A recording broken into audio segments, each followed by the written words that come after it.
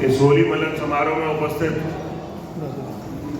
अभी जयपुर में कोई आवश्यक काम से जाना पड़ा, ऐसे राजस्थान सरकार में गृह राज्य मंत्री आदरणीय जवाहर सिंह जी मैडम साहब हमारे इस कार्यक्रम की शोभा बढ़ा रहे, हम सबके आदरणीय, हम सबके पूजनीय कौशल किशोर जी महाराज और उपस्थित सभी मीडिया के मेरे मित्रों और सभी टीम से हमारे भारतीय जनता पार्टी के पदाधिकारी और जो भी सब सामने मेरे महानुभाव बैठे हैं, सबसे पहले मैं होली की उनको बहुत बहुत शुभकामनाएं, बहुत बहुत बधाई। ये जो परंपरा है ब्रज की होली की, ये बड़ी अनूठी परंपरा है। ब्रज में होली का एक बहुत ही बड़ा महत्व है। होली तो पूरे देश के अंदर मनती है, लेकिन ब्रज में इसको खास तौर से मनाया जाता है। तरह तरह से, जगह जगह पर हर तरह से, अलग अलग तरह से मनाया जाता है। कहीं पर लठमार होली होती है, कहीं पर फूलों की होली होती है, अभी पीछे से कोई कह रहे हैं कि लड्डू मार भी होती है, लड्डू मार भी होली होती है, कहीं पर रंगों की होली होती है और कई जगह पर कीचड़ की भी होली होती है। तो इस होली के ये ऐसा त्योहार है, इसमें आपसी प्रेम भाव इतना ज्यादा बढ़ता है कि एक दूसरे के ऊपर चाहे फूल डाल के, चाहे लठ मार के, चाहे लड्डू मार के, चाहे रंग डाल के और चाहे जरूरत पड़े तो कीचड़ डाल के आपसी मनभेद को दूर करने का मौका मिलता है।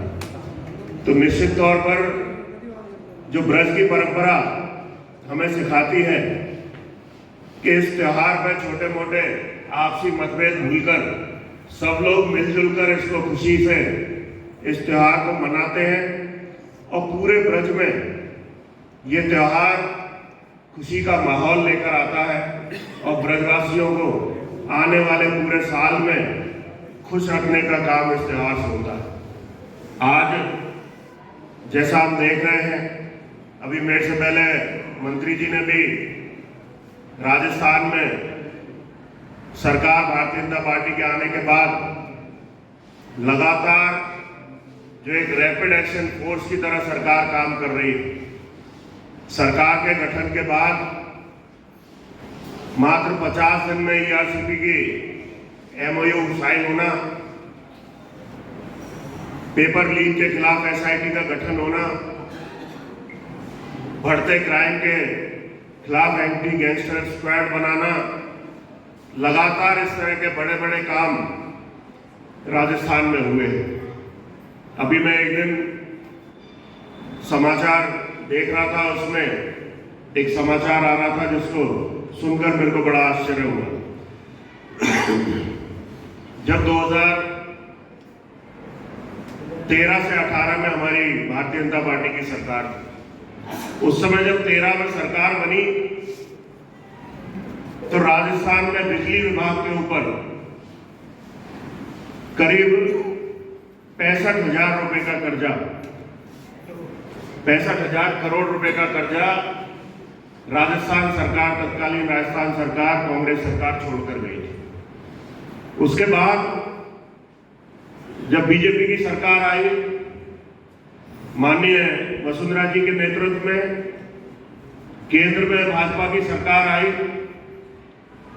केंद्र सरकार ने 62,000 करोड़ रुपए का लाभ राजस्थान के बिजली विभाग को कर्जा चुकाने का, 62,000 करोड़ रुपए का कर्जा राजस्थान सरकार का केंद्र सरकार ने चुकाया। उसके बाद जब 2018 में वापस कांग्रेस की सरकार आई और 2023 में जब हमने प्रवेश किया, भारतीय जनता पार्टी की सरकार राजस्थान में बनी, तो एक बहुत बड़ा चौंकाने वाला दृश्य सामने आया।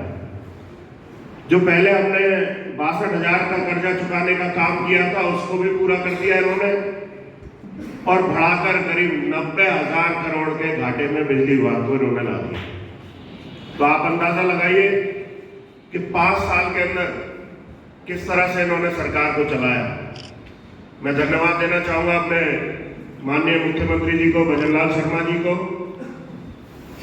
जिन्होंने सरकार में आते ही छत्तीसगढ़, जहां पर राजस्थान सरकार की कोयले की खदानें जो बहुत लंबे समय से बंद पड़ी थी, सरकार में आते ही छत्तीसगढ़ सरकार से बात करके, उनके मुख्यमंत्री जी से बात कर उन खदानों को वापस चालू कराया है, जिसकी वजह से आज राजस्थान सरकार को सस्ता और बढ़िया क्वालिटी का कोयला उपलब्ध हो रहा है, जिसकी वजह से हमारी बिजली की समस्या काफी हद तक दूर हुई है।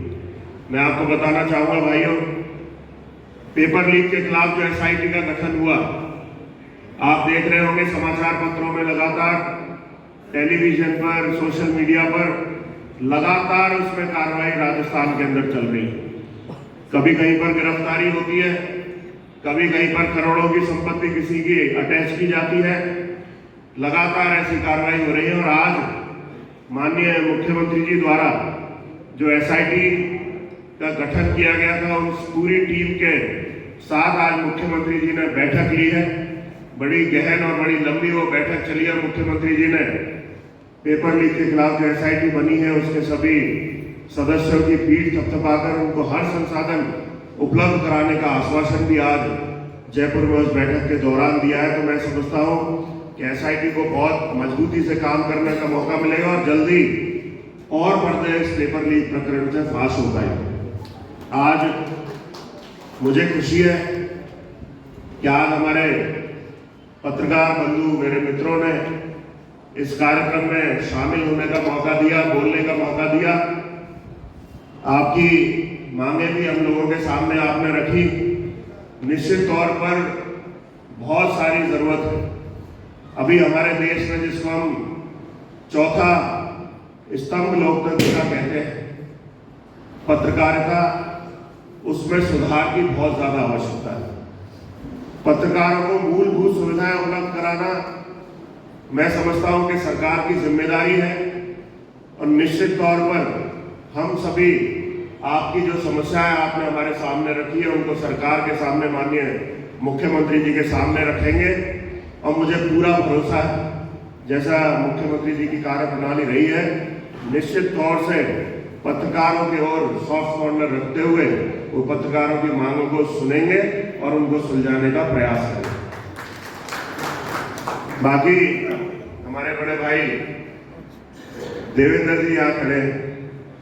बाकी तो सारे पत्रकारों का मुझे पता है कि मिलजुल कर ही सबने आदेश किया है, तो उनके आदेश की पालना नहीं है, ऐसा हो नहीं सकता। इनका आदेश था कि मेरे विधायक कोष से जो अस्थायी भवन बनेगा प्रेस क्लब का, उसके लिए 5 लाख रुपए का राशि की मैं घोषणा अपनी ओर से घोषणा करता हूँ कि आपके अस्थायी भवन के लिए 5 लाख रुपए की तो मैं घोषणा ही करता ही हूँ। और आगे उस प्रेस क्लब को स्थापित करने में जो भी आवश्यकता मेरे लायक होगी, निश्चित तौर से सरकार से भी मांग जा रखनी होगी, वो भी मांग रख लेंगे। और मेरी ओर से भी जो सहायता आपको चाहिए होगी, निश्चित रूप से आप लोगों के लिए हाजिर रहूंगा। और जैसा आप लोग हमेशा मेरे साथ कंधे से कंधा मिलाकर आपने मेरा साथ दिया है, चाहे वो हम विपक्ष में रहे हों, तब भी आपने हमारी जो हमने आवाज जनता के लिए उठाई, उनको पूरी तरह अखबार में और सोशल मीडिया पर और टीवी चैनल्स पर जगह देने का काम लगातार आपने किया। और उसी की वजह है कि जिस वजह से आज हम लोग आपके बीच में जिस स्थान पर बैठे हैं, उसमें आपकी बहुत बड़ी भूमिका है। उसके लिए आप सबका बहुत बहुत धन्यवाद। जय हिंद, जय भारत। MLA साहब बहुत बहुत धन्यवाद, बहुत बहुत बधाई। आप इसी तरह हमारे प्रति आपका स्नेह और प्यार बना रहे, और हम चाहते हैं कि जल्दी आप राजस्थान की कैबिनेट में शपथ लें, ये जिससे कि ये 20 जिला सही तरीके से विकास के सही पैमाने पर पहुंचे।